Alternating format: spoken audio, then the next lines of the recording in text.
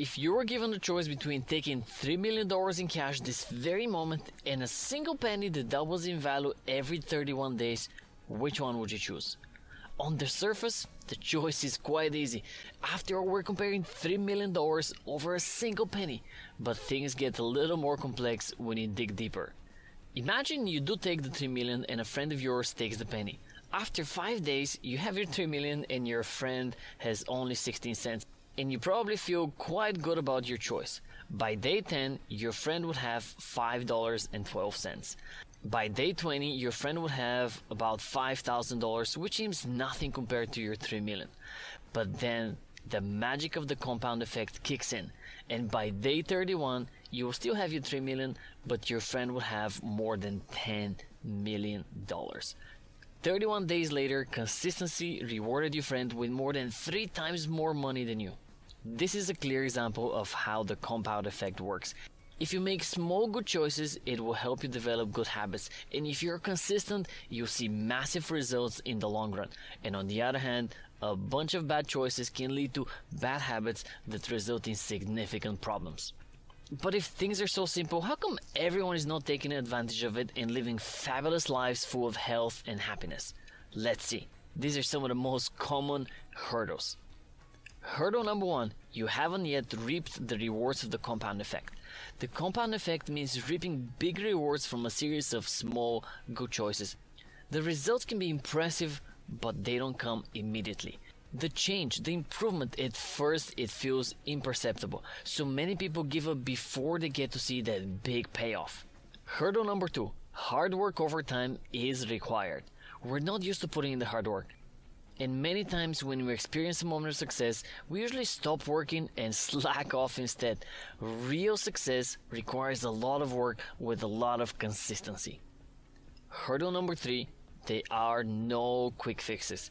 In today's world, as you know, we're offered so many shortcuts to success that we're not used to putting in the hard work consistently. There's always a quick fix to any problem, whether that's fast food, overnight delivery, or even simple things like instant hot water. Suppose you want to lose weight, you'll find a range of diet products claiming to be a quick fix that will do the work while you're sitting on the couch binging on Netflix. Does it work? Maybe, but even if it does, the result will be nothing compared to the success that comes from continued effort, daily hard work, and discipline over time. Okay, so how do you overcome these hurdles? It all starts with understanding that every single choice that you make matters, especially the one that you do on a consistent, repeatable basis. As the author calls it, small choices equal big repercussions. And while it's possible to make one significant and catastrophic choice that damages your career or relationship, most of the real problems for most of us is the repetition of small bad decisions that seems to be inconsequential. Let me give you an example. You grab your favorite bag of chips and you sit down on the couch watching TV. So far, not a big deal. But 2 hours later, you've eaten an entire jumbo bag of potato chips and possibly a few cans of soda. Still not that big of a deal. But imagine you do this every day or a few times a week. Now, multiply by a few years. Now, look into your crystal ball that shows the future. Do you see a healthy and happy person? Unlikely. This is how a silly bag of chips can have big future repercussions. And I know it sounds a little bit scary, but don't think you're doomed. After all, the point of all this and the point of the entire book is for you to master the compound effect and use it for good. To do so, the first step is to remember that you're always 100% in control of yourself. When you take full responsibility for yourself, you hold unlimited power to control your future. And I know it sounds a little bit out there, but that means you take responsibility for the things you do and the ones that you don't. Let me give an example. In a seminar, people were asked how much responsibility one person holds in a relationship. And some said 50-50, others said 51-49, 80-20. The answers were all across the board.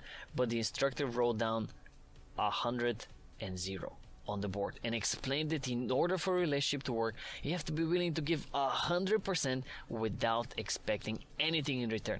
At the end of the day, you're always 100% in control of yourself.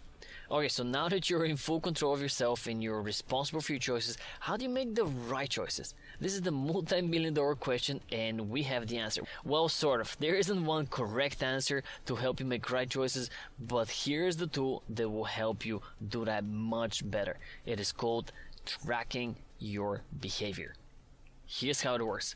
Let's say you want to stop smoking. Step 1 is to understand where you are now. The first step is to understand where are you now. Be realistic. How many cigarettes are you smoking per day? How much money are you spending on all of them? Step 2 is picture where you want to be. How do you picture yourself in the future? Do you feel healthier? Can you run maybe a marathon? Maybe you're not coughing for all the cigarettes. Picture where you want to be when you've completely eliminated cigarettes from your life. Then comes step number 3. Be aware of your bad choices. Try to understand what bad choices you make regularly and what are the choices that got you in this situation in the first place. Do you keep extra packs of cigarettes in your house maybe? This awareness will be crucial to help you change. Step number 4, track your choices. Track your choices throughout the day by writing them down. Write down how many cigarettes you skipped, how many you did, what times of the day did you do them, what were the triggers that helped you smoke. And step number 5, be consistent. Do this for 21 days. Do it for 3 weeks. 21 days is a good amount of time to help develop a new habit. Let's dig a bit more into this habit development subject. Habits, both the good ones and the bad ones, are a major driver in your life. They put you on autopilot, and if you stand a chance at a better life, you need to take full control of them. Let's start by helping you get rid of the bad habits first. Here are 5 relatively simple tricks you can use. Trick number 1, know your triggers. What situations or emotions trigger bad habits? Do you drink too much with a specific group of friends? Do you overeat when you're stressed out or bored? Know your triggers. Trick number 2, get rid of it. The next step is to throw it out, literally, the objects enabling your bad habits. If you want to eat healthier, throw out all the junk foods and don't buy more. Trick number 3 is to find replacements. If you need some sweets after a meal, instead of ice cream, maybe have some fruit. Trick number 4, take it easy. You don't have to stop overnight. Don't make it hard on yourself. Make simple, small, daily changes. Trick number 4 was take it easy. Trick number 5 is maybe you don't take it easy. For some people, the only way to stop a bad habit is to go cold turkey. There's no one way to success. You have to see what works for you. For some people, it's taking it easy. For other people, it's one dramatic change. When it comes to bad habits, you have to experiment just a little bit to see which side of the spectrum you fall on.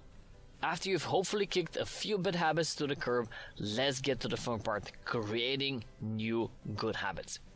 Here are 6 strategies to help you create new healthy and productive habits. Strategy number 1, help yourself succeed. Set yourself up for success. You want to eat healthier? Keep only healthy snacks in the house. Easy as that. Strategy number 2, focus on what you have or do. Instead of focusing on how you cannot smoke, focus on how good it feels not to. Instead of deprivation, think of the awesomely positive end result. Instead of not eating the food and depriving yourself, think of how good you will look and how good you will feel when you don't have that food. Strategy number 3, be accountable. Share your goals and progress with a close friend or a family member. This will instantly push you to do better. Strategy number 4, find a partner. It's always good to have a success buddy, as the author calls it, who's on their own transformation journey. Strategy number 5, friendly competition. Competition can help you immerse yourself in a habit even more. If you have no one to compete with, you can be competitive even with yourself. You can try to lift heavier than yourself or run faster than the day before. Competition is gonna make it that much easier for you to succeed. Strategy number 6, enjoy. Don't torture yourself. You should enjoy the process and celebrate the small victories. You miss a day, that's okay. Celebrate the fact that you got back on the day after. Give yourself a little treat, whatever that is in your case. Enjoy the process. This is meant to be fun. You're developing yourself, pushing yourself to be better. And if you follow these 6 strategies, you'll most likely find your momentum, or as the author calls it, the big mo.